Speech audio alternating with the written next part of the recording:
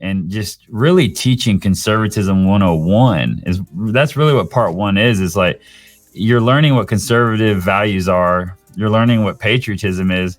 The vehicle is just black conservatives, right? Going into part two, it turns more into it's a much darker film because we're not on the personal stories and the personal anecdotes anymore. We're really getting to the history and to the root of this ideology and these racial tensions that have ripped our country apart. Hello, everybody. My name is Kyle, and welcome to the channel. And we have back on the channel, after about a year, director of Uncle Tom 2 and American Odyssey, Justin Malone. Back on the conservative take. Justin, how are you doing? I'm so happy about this film. Good, man. Thanks for having me. I really appreciate it. And my pleasure. Absolutely my pleasure. So can you just tell me, you were here before, we talked, and Uncle Tom had just dropped and it was exciting and everything else happened. So can you walk us through the ending of Uncle Tom 1, I guess I want to call it that, but that's what it is. Uncle Tom 1 to where we are now, Uncle Tom 2 and American Odyssey, and tell us the journey of where we are today. Sure. Yeah. So when Uncle Tom came out in June of 2020, it was very successful. We didn't expect to have that big of a release and that big of a reaction. So, I mean, we knew that something was going to happen. We just didn't know that it was going to explode. So, after the film had come out, we were kind of riding that wave and kind of shifting my mind as a filmmaker from someone who'd been, struggling to make films to, well, now I have a little bit more credibility. I have a couple more options. During the production of Uncle Tom 1 and the release, Chad Jackson and myself became pretty close friends, and we both live in Texas, Dallas, Texas. So we were hanging out more and more, and the conversations just, kept kind of evolving into like, well, what are we going to do with this? Because Uncle Tom kind of became a living organism, and the momentum wasn't stopping. So, one evening, we were having dinner and I was like, what do you think about just coming on board with the production company and let's just keep working on this? I didn't really have a vision for what that looked like, but it felt right. And he called me the following morning and said that he wanted to do that. So he sold his plumbing company over the next several weeks, and we started working. And the blessing that we have is that with Larry Elder as our executive producer and Daniel Tuttle as our executive producer, they've given us a lot of support and they've been very patient. So I think the blessing comes in the fact that they never rush us, and they keep us going, and they give us the resources we need to make these films. And so we really had the luxury that I don't know if a lot of filmmakers get, of just letting the story unfold and like really having the time to learn the material. And so as far as like, I knew that something had to be done. I didn't know where the story was going to take me, but I think, again, the blessing was having the ability, the time, and the resources to find the story and learn the material and research and dive and dig around these archives. So yeah, it was very organic, and I'm really, really happy with how it's turned out. And it seems like people are too. I mean, the reviews have been very positive, so we're really feeling good over here. If I can be a little cliche here, I'm going to say this film reminded me of The Godfather Part 2 or The Empire Strikes Back to the Star Wars to The Godfather, because you took it to a place I didn't think the film would go. And so when I saw Uncle Tom, of course, it's a narrative of different experiences. But then I'm like, when I saw Uncle Tom 2, I have to be straight up. I'm like, look, where's this going? But then I saw the film. I saw where you're heading with it. I'm like, oh, snap. You guys are going there. I'm like, oh, my gosh. I'm buckled in now, baby. Let's go. So I don't want to say that because I want people to watch the film and see it for themselves, experience it for themselves. But can you just dance around that issue of it? Well, yeah, it's funny that you say that because we say the same thing. We actually use the Star Wars and the Godfather analogy all the time. For me, if you're going on the Star Wars, like Uncle Tom 1 was kind of that New Hope. It just introduced the universe, it introduced the characters. It was a very kind of uplifting story. For me at that point, it was just kind of putting all these Black conservative voices into one place and just really teaching conservatism 101. That's really what part 1 is. It's like you're learning what conservative values are. You're learning what patriotism is. The vehicle is just Black conservatives, right?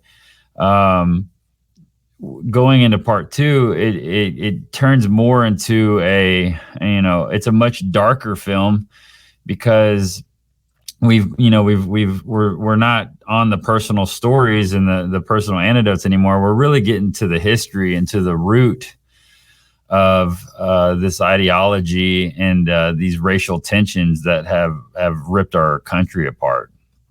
And so, the same way that if you're in the Star Wars analogy, Empire Strikes Back is a much darker film. It kind of ends on an uneasy feeling. But where Larry Elder loves the Godfather analogy because, Larry's saying that, our response was so positive with Uncle Tom 1. Everyone has this doubt about part 2. But now, I mean, we're a couple of days after the release, and it looks like he's right because the reviews have been very positive. And there were people that maybe like limped in. Like our release hasn't been as big, but the momentum's picking up because I have a feeling that a lot of people had similar to you. I mean, you review films for a living, but like, where are they going to go? But it seems like the word of mouth is picking up and that people are finding out that Uncle Tom 2 has a lot to offer. A whole bunch to offer. And I can't let go what Chad did. I didn't realize he sold the business and jumped all in because I saw that he's a producer and a writer. And first of all, kudos to you for that, Chad. And I think you made a great decision there. Absolutely. This film is so powerful. But let's just talk about the writing because you talked about the story, you not knowing where it's going to go, but it looked like Chad was actually digging deep in the archives of stuff I had never seen or heard. And I've been doing this for 20 years. Not that I know a lot, but talk about him and his ability to get that information and pull it out and extrapolate it, especially going back to Du Bois, which I kind of knew about, and Booker T. And the whole thing with that is it's just so awesome. Well, I think, for me, going back to part 1, Chad was one of the very first interviews that we captured, like maybe, number 2, like he was very early on in the process. And it was after his interview that we're like, oh my, like this is a story. This is a film. It really just solidified it. So, I mean, going back then, it's like Chad had a beautiful mind, going all the way back. So, and then as the film part 1 progressed, it's like Chad's storyline and his narrative ended up being the dominant thread because I felt like out of everyone that we were talking to, Chad was actually living out the principles and living out the worldview. And it was just, from a story perspective, it was just beautiful to see this small business entrepreneur who can work with his hands, who was, raising a family. He was living it out. And so if you go back to part 1, though, it's like everything Chad says in that is very impactful. So not only does he have an entrepreneurial, I mean, he has blue collar skills. He's a man who can work with his hands. He has an incredible intellect, incredible. And, through the process of one, we became friends, and it's like our conversations were very deep. so I think my instinct was like, I got, we need to capitalize on this, but what happened, we had no idea because, if you take Chad Jackson out of a, 8 to 10 hour work day where maybe he's reading stuff at night and, he's just a natural researcher, an avid reader. So then you put Chad in a situation where he has 10 hours a day to do nothing but read books and dig around the internet. On top of our writer Ansel, who's already an amazing researcher, an amazing investigative journalist, and myself, and then you have the mentorship and the veteran skills of Larry Elder. But we had no idea it was going to get this deep. So it just goes to show what happens whenever you have the time and the focus, because if you're thinking about it, you got a 2-hour movie that took 2 years to make. So you're able to put a lot of time and, dig around. So it was a team effort, but I think just kind of sitting back and watching where Chad was going, that's kind of the process of directing this film. It was, what did you find out today? Putting him on camera, kind of fleshing out these ideas, and then the rest of the team kind of getting behind that and, dividing and conquering and digging in these archives and digging in libraries and, digging up things on YouTube. And so it was a great process. And a lot of people are really reacting to the amount of new information in this film. Well, congratulations on that. And the poster itself actually dictates that because it shows you at the base of it, at the crux of it, at the core, Booker T. Washington's skills and working. He had the dirty boots, but yet he's smart enough, intellectual enough to be studying on top of that. So I saw that. I don't know if that's is that what it is? Man, you get it. Yes. Okay. Thank you. I think you're the only person who's mentioned that, but I mean, yeah, that idea came to me one day whenever Chad was, he had, because he's still plumbing. He still has customers, right? He runs a smaller company now. But there was one day he was sitting at his desk and he had his work pants on and his boots, and it was like, because he's that was it. I was like, that's the visual, which is Booker T. Washington. I mean, if you read up from slavery, that man was waking up at 5 a.m. to cut trees down until the day he died. Like he never stopped working. I know that. Wow. That's incredible. So, wow. Okay. So let's talk a little bit about, now I don't want to talk about the story again, but I will hint around it a little bit, but I will say that there was some courage. And was there any pushback at all in terms of the direction you were going, in terms of potential pushback of the narrative you were going with at all? Yes. Yes. Okay. Well, with all this time and energy we put into the film, around March and April, we had about a 4.5 hour film. And so we went a lot deeper into the rabbit hole than what's presented in part 2. So the pushback, I don't know how people are going to feel personally when they watch it, because, I had the luxury of slowly learning this information and, the tedious work of putting it together. So I don't know how people are going to, what it's going to feel like to watch it for the first time. But a lot of the advice that was kind of given early on was, you can't go this far because you're going to lose people. And you got to understand that everybody was learning during this process. There's nobody that even in the film that knew everything we put together. So throughout the, starting about, the end of last year, we started showing scenes to some of the cast members and kind of warming them up with like, hey, did you know this? Like, look at this. So we were trying to be strategic to, because, when your whole worldview is flipped on its head, it's hard for people to go along with that.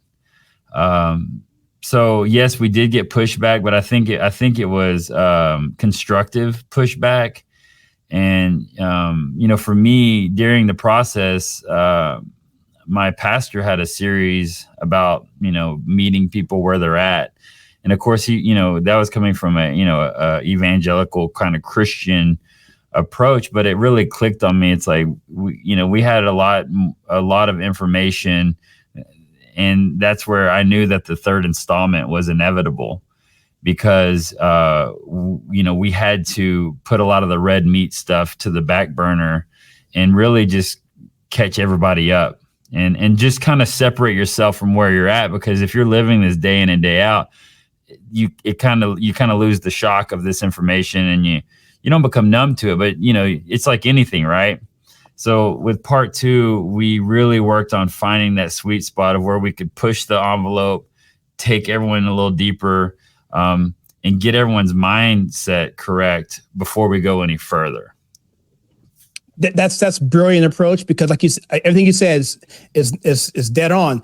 And I will say this though, if you want to draw a comparison to The Empire Strikes Back, Lucas ran out of money. The budget doubled, and 20th Century Fox wanted to take the film from him in terms of control, but he's able to get another loan from another bank somewhere, I think it's Boston, and kept control of the whole process. So his story kept the way he wanted it. And so the last thing I'm gonna say about the terms of the story, I want to get to other things too, like characters and the screenplay, and also the music, which is amazing.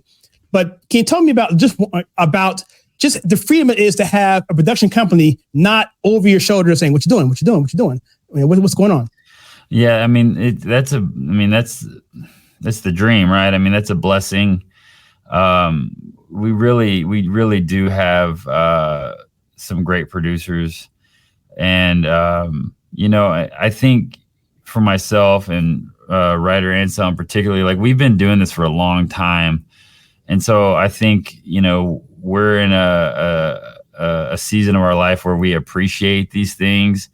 We have enough wisdom to not take things for granted. So, the film did go over budget. We did spend, the film was supposed to come out last fall, and we kept pushing it.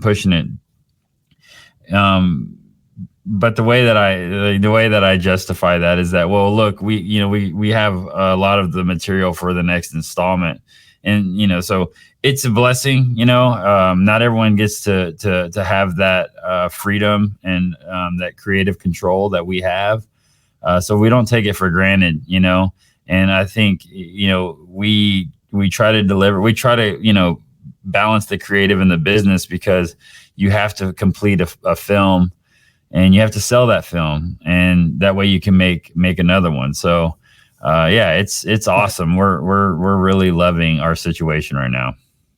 Great, awesome. I don't want to leave anybody out, but can you just talk about some of the people that were in this project? Well, is this less of a, I guess, cast, for lack of a better term? Yeah, of course. No, that's a way to put it. Brandon Tatum, Carol Swain, Jesse Lee Peterson. Help me. Of course. Yeah, Virgil Walker, Daryl Harrison, Vodi Bakum. Thank you. Yeah, I mean, well, we actually interviewed I think 25 people total, but we ended up whittling it down to, I believe, 11 people are featured in part 2, because when we started picking the story and knowing where it was going to go, a lot of this film is history driven, and so a lot of people got cut out and moved to the next installment. But it's an incredible cast. Working with Vodi Bakum was just incredible. I learned about him during the process of part 1, and we were just blessed to have him be part of this film. And we actually got to tour with Vodi for about 10 days and watch him preach and watch him, speak. And we got to do, I think, 4 sit-down interviews with Vodi. And so that was, I would say, life-changing. There's really no other way to put it other than life-changing. He increased our intellect, and for me personally, just my faith and my spiritual walk. I mean, to watch Vodi preach every night for a couple weeks is pretty powerful. And then you have the legends. You got Colonel West, who's become a dear friend, Brandon Tatum, who's become a close friend. And seeing Brandon's career skyrocket since we've met has been really amazing. Daryl and Virgil, amazing men. We didn't get to spend a lot of time with them, but we did get to sit down and interview with them, and really, I'm really glad that they made it in, because they're both just incredible. So I mean, the cast is just fantastic. Carol Swain, Stephen Broden. I mean, these are some heavy hitters, and to be able to take the best of what they say and consolidate it into a 2-hour film, it gives the viewer a fun ride. And since the last film, we lost a couple of people, several actually. Herman Cain and my friend Kingface, we were working on a project as he was passing, and I believe was Walter Williams also part of the project as well. He was featured. We didn't actually sit down and interview him, but we did use some clips from his archives for part 1. Yeah. So with that in mind, and that thought process, of course, what we've been through the past couple of years, can you talk about what the loss of these people means to you in the project, and just your thoughts, just to give some honor to them? Yeah, and the Kingface thing was tragic. Actually, when we premiered Uncle Tom 1, he was there, and he wasn't feeling good that night.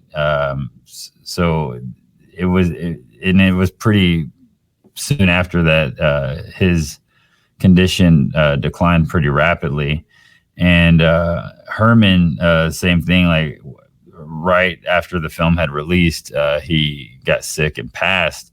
I actually, dedicated this film in his memory, Herman Cain, because for me, Herman was kind of the starting point. It's at least what he went through during his presidential run was kind of the seed that was planted in my mind that there was a story, and what happened with him kind of made me aware of Black conservatives and made me curious of the hypocrisy of how Black conservatives are treated in this country. So, and Herman, I mean, it was crazy because I was such a fan of his, but then it just got to the point where I could call him on the phone and he would answer. And, he would always take my calls, and he'd always, and he was hilarious, always optimistic, never in a bad mood. The minute I met him, he's one of those guys that you just feel like you've been friends forever. So he'll definitely be missed. But yeah, so the film is dedicated to Herman Cain. Awesome. So, okay, so let's just talk about the specifics of the film in terms of like some of the technical stuff. Like, let's get back to the music again. Can you give props to the person? I don't know his name. Damon Criswell. Incredible. Yes. Damon's a composer from Texas. Writer and Damon go back. So I was introduced to Damon towards the end of part 1. We were originally had scored the film with Black composers, Black American composers. We went through all the archives, composers like Florence Price and a lot of these unknown classical composers that America has produced. And, so we scored the entire film using pre-existing music. But as we were wrapping up, the licensing and the logistics of getting clearance on that stuff was going to be a nightmare. And I was really hesitant to work with a composer because music is like my number one concern when I'm making a film. After story and all the things that go into it, but like if the music's not right, it can ruin your whole film. So Damon Criswell came in. He screened the film. He really wanted to do it, and he wrote. I believe the first theme that he wrote was the Herman Cain theme, and it had this beautiful kind of Thomas Newman, very warm. I was like, okay, and we hired him on the spot, and then we put a lot of work into part 1, and I would say we put even more work into this one because he was writing cues throughout the process. But like as we finished, like we put several weeks into it, and I think both scores are fantastic, but there's just something about part 2 that is just seamless. Like it just from the beginning to the end, the music is just so no pun intended, no, instrumental. The music is so important for the film's flow, and it just hypnotizes people. We watching it with we've been screening it with these big audiences, and you peek in and it's like people are just really like locked in and hypnotized by the film, and I think the music is a big part of that.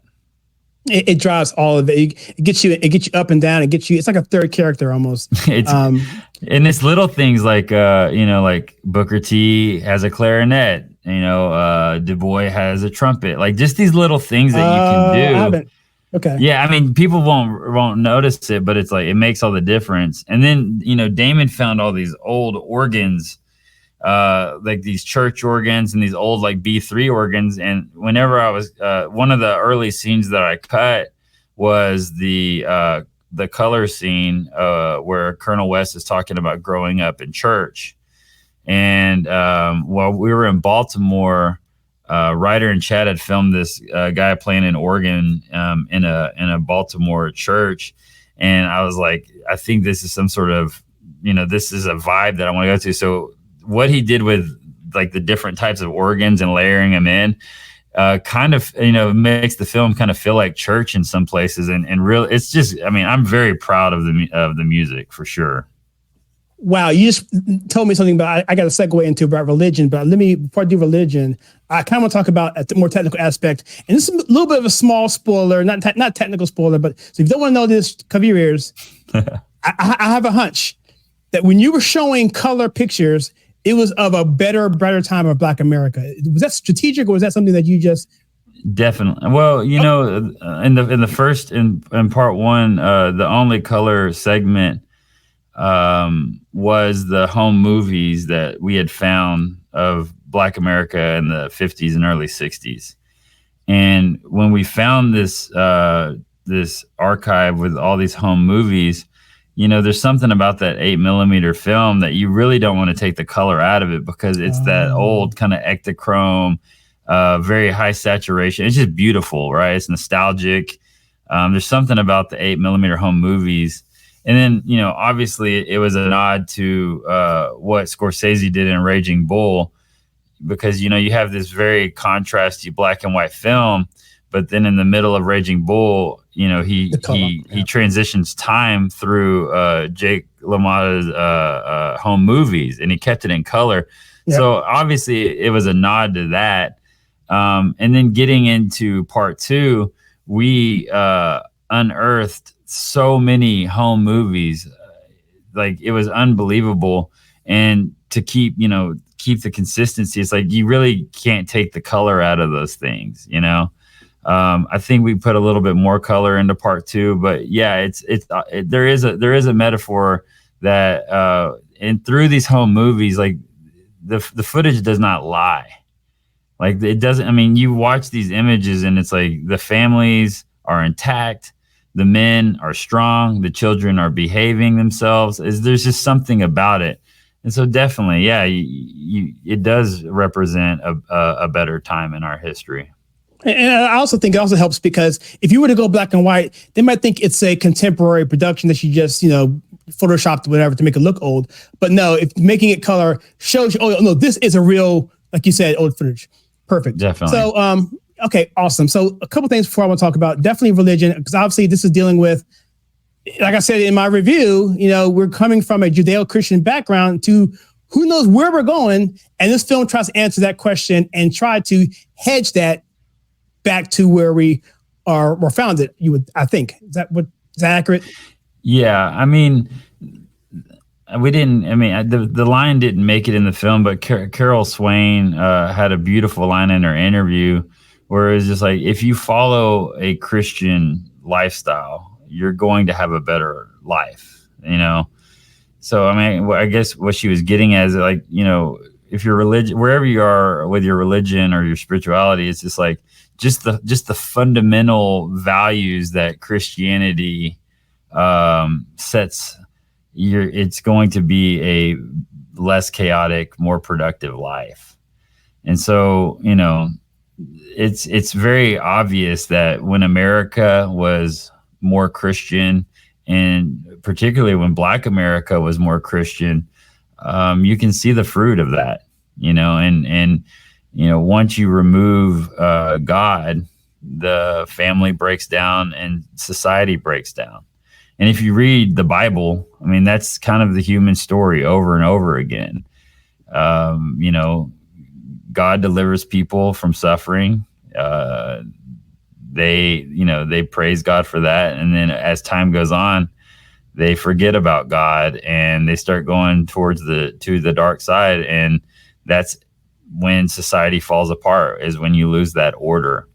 And, the reason why we called it an American Odyssey is because it is a film about America, and what's happened to America, and that the fact that America was the target for this ideology. But then as you zoom in, Black America is America. It's a microcosm of America, the American story, right? People delivered from some suffering. They rise up, they follow God, they build their communities, they build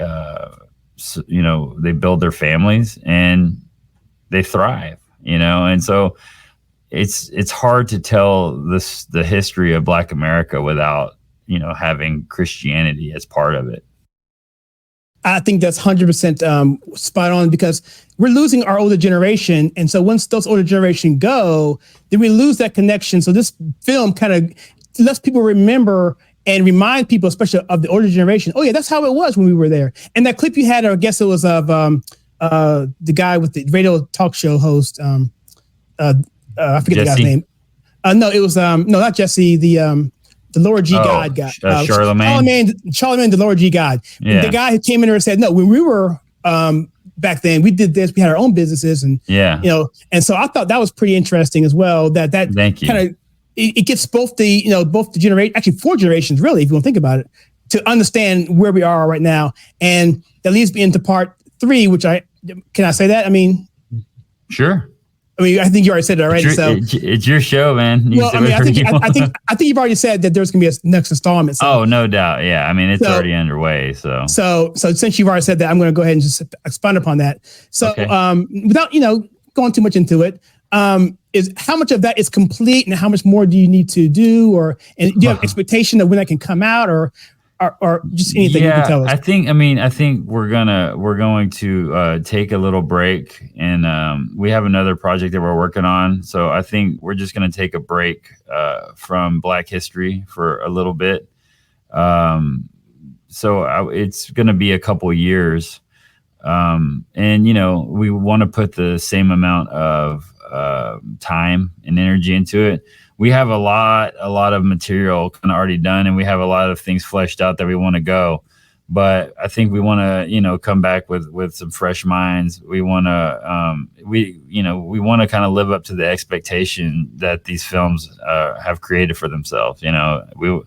But I would definitely expect a trilogy. I think I'm already committed to doing one more, a lot of the material is already done, but once we get into it, we'll go deeper into these ideas. And when you watch part 2, when people watch part 2, they'll kind of have an idea of some places that we're going to be going into part 3. Okay, perfect. All right, so a couple more questions here. And thank you again for your time and your whole production team and everyone else. So what do you see in terms of right now it's been released. Is it going to be a theatrical release at some point, or are you going to be mainly direct? Yeah, we're released. We released it through the Salem Now app. So it's going to be on there for a little bit. We didn't know about doing a theatrical. There seems to be a lot of interest for that, and we've already had quite a bit of screenings of the film, and people are showing up, and we are selling out theaters. So that might happen. So that we'll just have to see how that goes. I mean, obviously, as a filmmaker, you want your film to go into theaters. But with going into like a documentary and the sequel of a documentary, I think we wanted to see if people were wanting Uncle Tom 2, and it's so far so good, so I'm not opposed to it. There has been interest from a theatrical distribution company, so we'll just see. I mean, I'd love for it to have a little run in the theater, but right now it's available for streaming, and you can buy it on DVD. And you can go to uncletom.com. Is that correct? Correct. Yeah, it's right there. Just click it and buy it and enjoy it. Okay, perfect. Well, I'm going to give you the last word. Say anything you want to say about the film. I absolutely love the film. In my review, I gave it, I think it was close to a perfect score. I've never given a film close to a perfect score. I'm cutthroat, dude. And I just couldn't find any flaws in it, because the information you're giving is so in your face and so important. And everything else is perfect in terms of production, in terms of everything else. That's obvious. And so, yeah, I couldn't really critique it, even though, I'm not trying to shill, but at the same time, I want to be honest, and I am being honest. It's a fantastic film.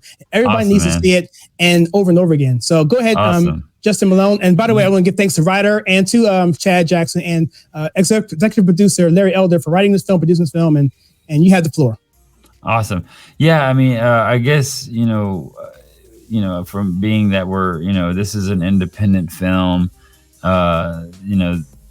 I would ask, if anyone watches the film and enjoys it, to try and support it. Get on IMDb, write us a review, share it on your social media, share it with your friends.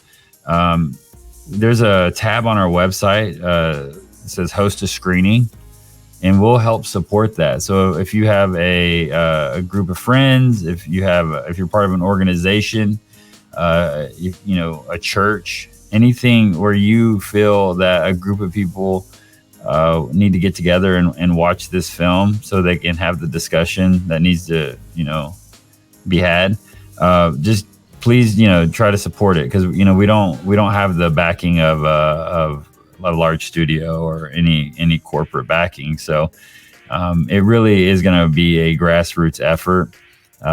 So yeah, I would just ask, at least write us a review. Those help so much. And share it, talk about it, and let people know about it, because that's really what's going to help this film succeed and help us continue making more. Well said, Justin Malone. Thank you so much for your time, effort, and your team as well. Ladies and gentlemen, that was Justin Malone, director of Uncle Tom 2: An American Odyssey. It's in the stream link below. uncletom.com. Go check it out. It's fantastic. And like you said, if you want to have a streaming party, do that as well. And I think this will be something that everyone will enjoy watching. So with that, everybody, thank you so much for coming on The Conservative Take. For Justin Malone, my name is Kyle Suggs, and this is The Conservative Take. I'll see you in the next video.